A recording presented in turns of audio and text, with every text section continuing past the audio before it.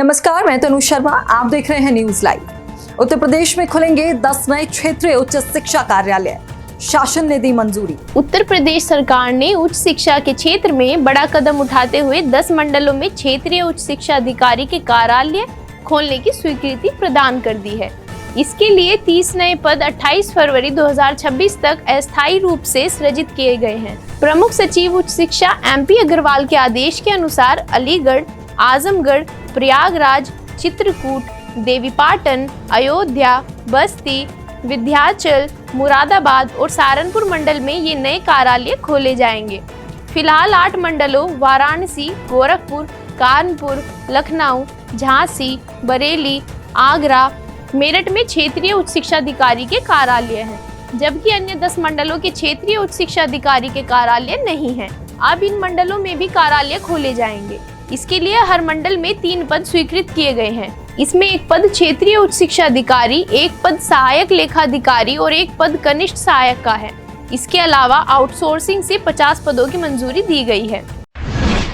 UP में बनेगा एक और लिंक एक्सप्रेसवे, खरीदी जाएगी 167 हेक्टेयर जमीन। उत्तर प्रदेश एक्सप्रेसवेज औद्योगिक विकास प्राधिकरण ने चित्रकूट को बुंदेलखंड एक्सप्रेसवे से जोड़ने के लिए लिंक एक्सप्रेसवे के निर्माण की तैयारी तेज कर दी है। यूपीडा की ओर से इस बाबत मांगी गई निविदाओं की अंतिम तिथि कल तक है। इस निविदा प्रक्रिया की पूरी होते ही एक्सप्रेसवे का निर्माण कार्य शुरू होने की उम्मीद है। इस 15.17 किलोमीटर लंबे एक्सप्रेसवे के निर्माण पर 939.67 करोड़ रुपए खर्च होंगे और इसका निर्माण इंजीनियरिंग, प्रोक्योरमेंट एवं कंस्ट्रक्शन मोड पर किया जाएगा। एक्सप्रेसवे के निर्माण के लिए करवी तहसील के 13 गाँवों में 167 हेक्टेयर भूमि की खरीद की जाएगी। इनमें से यूपीडा ने भी अभी तक 150 हेक्टेयर भूमि खरीद ली है। औद्योगिक विकास मंत्री नंद गोपाल गुप्ता नंदी के अनुसार चित्रकूट और बुंदेलखंड को बेहतर यातायात सुविधा उपलब्ध कराने के लिए इस लिंक एक्सप्रेसवे का निर्माण जल्द से जल्द शुरू कराने की कोशिश की जा रही है। इसके निर्माण के लिए कंपनी के चयन की प्रक्रिया 1 सप्ताह में पूरी होने की उम्मीद है। न्यू इंडिया एश्योरेंस में AO के 500 पदों पर होगी नियुक्ति, आवेदन प्रक्रिया शुरू। न्यू इंडिया इंश्योरेंस कंपनी के प्रशासनिक अधिकारी ने 500 पदों के लिए योग्य अभ्यर्थियों से आवेदन मांगे हैं। इसके लिए योग्य और इच्छुक कैंडिडेट NICL की ऑफिशियल वेबसाइट newindia.co.in के माध्यम से ऑनलाइन आवेदन कर सकते हैं। प्रशासनिक अधिकारी के पदों के लिए आवेदन प्रक्रिया जारी है और आवेदन की अंतिम तिथि 30 अगस्त है। इस पद के लिए आवेदन करने वाले अभ्यर्थियों के पास किसी मान्यता प्राप्त विश्वविद्यालय से किसी भी विषय में ग्रेजुएशन, पोस्ट ग्रेजुएशन की डिग्री या केंद्र सरकार द्वारा मान्यता प्राप्त कोई सक्षम योग्यता होनी चाहिए। इसके साथ ही डिग्री परीक्षा में कम से कम 60% अंक होने चाहिए, जबकि SC, ST, PWBD अभ्यर्थियों के लिए 55% अंक निर्धारित किए गए हैं। कर्तव्य भवन में बंद कैबिन न होने से अफसर परेशान, CSS ने लिखा प्रधानमंत्री कार्यालय को पत्र।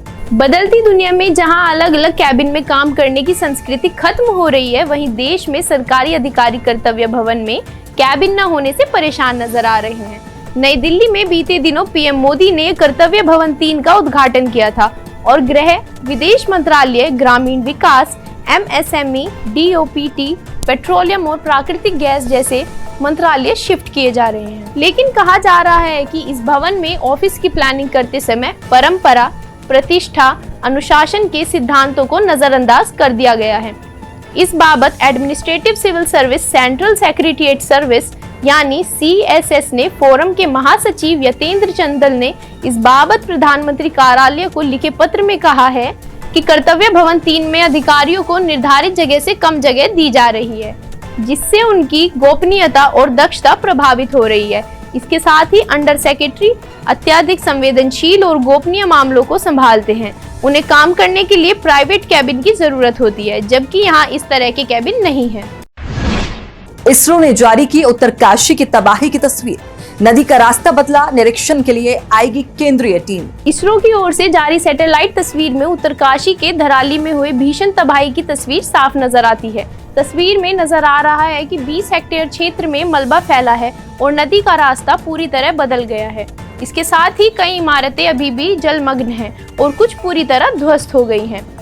धराली में भारी बारिश और भूस्खलन के कारण क्षतिग्रस्त हुए रास्तों को खोलने के लिए वायुसेना की मदद से चीन बॉर्डर से पोकलैंड मशीनों को एयरलिफ्ट कर लिया गया है।